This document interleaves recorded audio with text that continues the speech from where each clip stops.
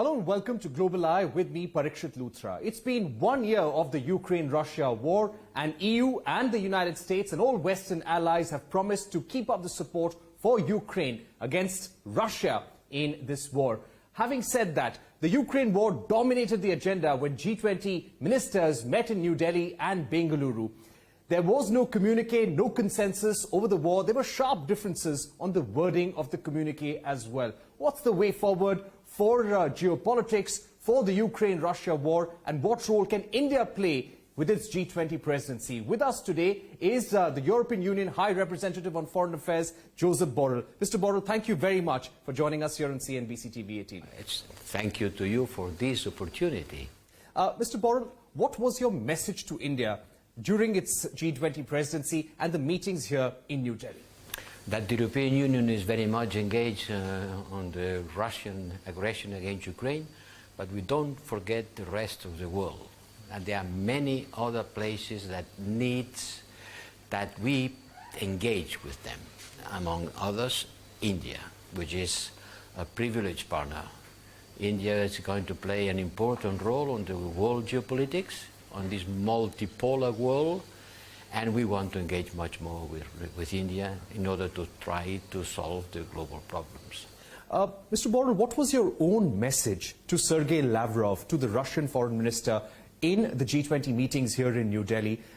Was there tension in the room when all the foreign ministers came together with Russia and China in the room? Well, tensions, no. It was quite a civilized meeting. Everyone was sitting far away from the other, and everyone explained what they think about. We were happy this time because Minister Lavrov remained in the room to listen to us. In Bali, he spoke and he left. There is a big improvement because this time he spoke and he remains seated to listen to us. And the message was clear: take your troops out of Ukraine. Stop the war. Stop the invasion. Abide by the United Nations Charter. Right. Having said that, do you feel India could have played a stronger role in terms of making sure the G20 communique, both in the finance track meeting and now in the foreign ministers meeting, we did not see a communique because Russia and China did not want paragraphs on Ukraine to be included in the joint statement as well. Do you think India should have played a stronger role there? Well, India did whatever he could, but it was clear from the beginning that Russia will not accept any mention about the war in Ukraine. They didn't accept it in Bali. In Bali it was not a communique neither. It was a statement from the presidency, because in Bali, China and Russia didn't accept any mention to the war. And I was convinced that they were going to do exactly the same thing this time. So India tried, but it was an impossible mission. Give us your sense, the war in Ukraine. It's been 1 year now. It continues to rage on. President Putin has vowed to step up the offensive in Ukraine. What is your assessment of where the war stands right now? Are we any closer to a diplomatic solution, Mr. Borrell? I would like very much to be close to a diplomatic solution. But everyone that has been talking with President Putin has came back with the same message. He has military objectives, and he will continue the war until he gets these objectives. It means to continue bombing, destroying Ukraine, killing civilians and civilian infrastructure, and pursuing the war.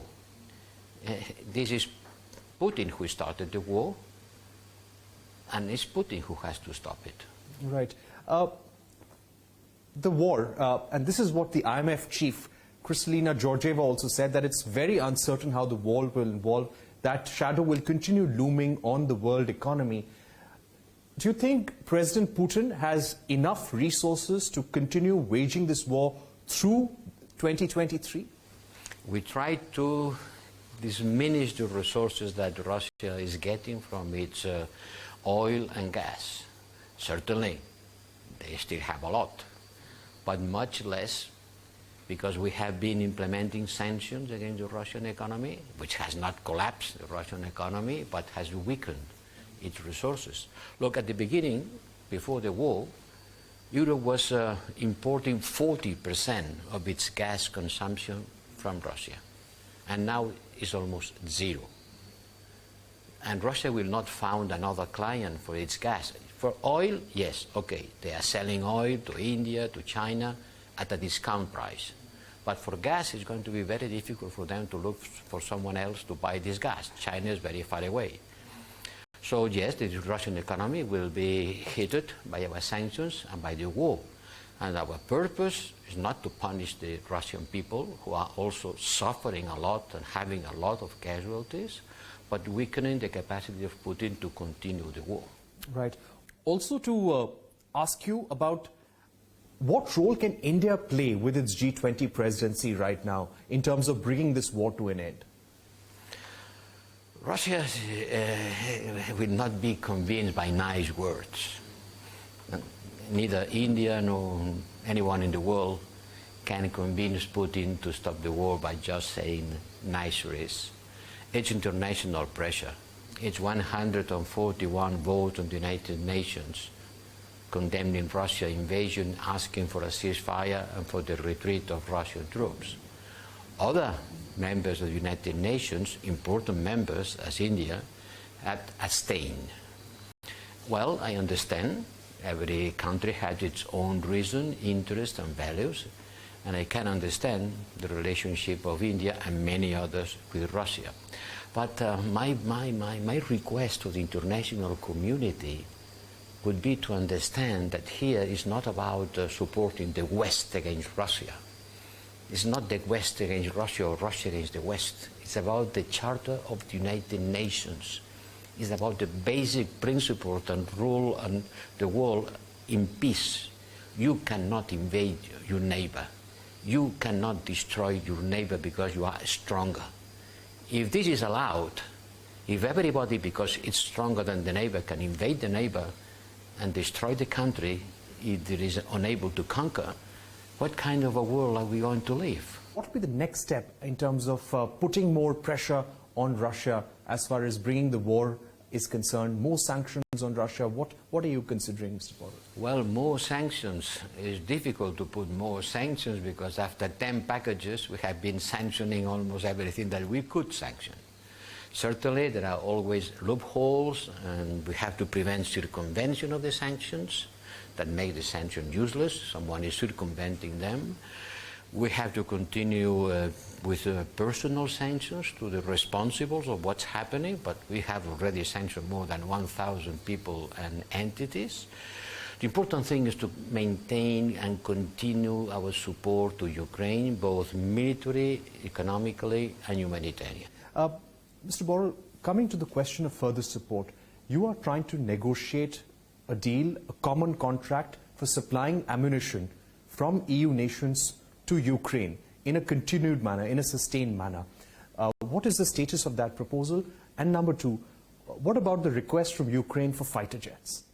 Look, do you know how many artillery shots the Russian army shooting every day?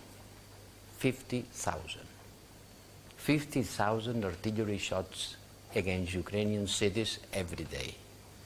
The Ukrainians need to resist and to answer these attacks. So they need ammunition, a lot of ammunition.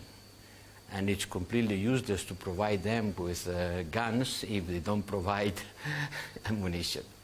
And the war is so intense and the Russian artillery is bombing so heavily that the stockpiles of the European armies has been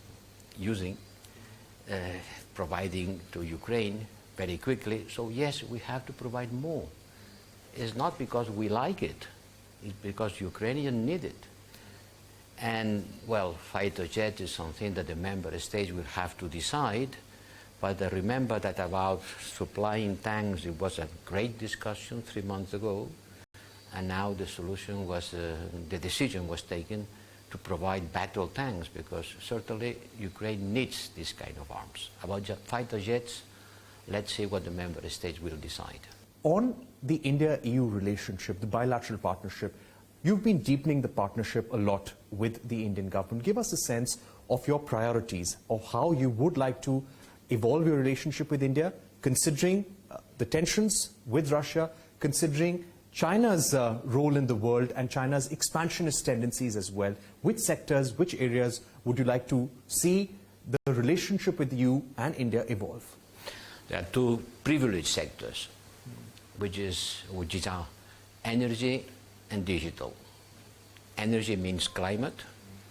You know, India and China and other big countries will be key in order to stop the temperature in the atmosphere. And for that we need to establish a strong partnership. And we are doing that. I know that Germany, for example, has established a partnership with India in order to support Indian efforts to diminish the consumption of coal. We need to work closer with the countries that still are using a lot of hydrocarbons. Climate and energy, key. Digital, also key. You have a strong capacity on digital evolution. India has a lot of clever and well-trained people and firms which are at the forefront of the technical development. So on digital we can also work a lot. And the third issue in which we have to join our forces is on the way in which the world can be a better place to live. And a better place to live means first and foremost a peaceful place. My final question on the India-EU trade deal. Negotiations have begun. Do you see any roadblocks, any barriers to the trade deal right now? Are you hopeful that we will conclude it this year?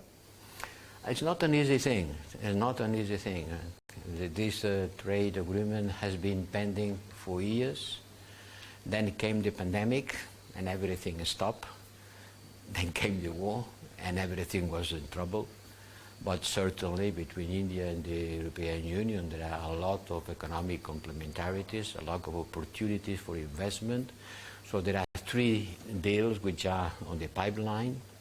One is the trade agreement, another is the protection of investment, and the third one is in general economic cooperation in multiple sectors in which it would be much better for both if we could advance in our economic partnership. It is on the file, and I hope that in the next month we will show some progress on this side. Representative Borrell, thank you so much for speaking to CNBC-TV18, giving us your view on where we stand 1 year after the Ukraine-Russia war and the role that India needs to play with its G20 presidency in possibly bringing the war to an end. Thanks once again for being with us here on CNBC. Thank you.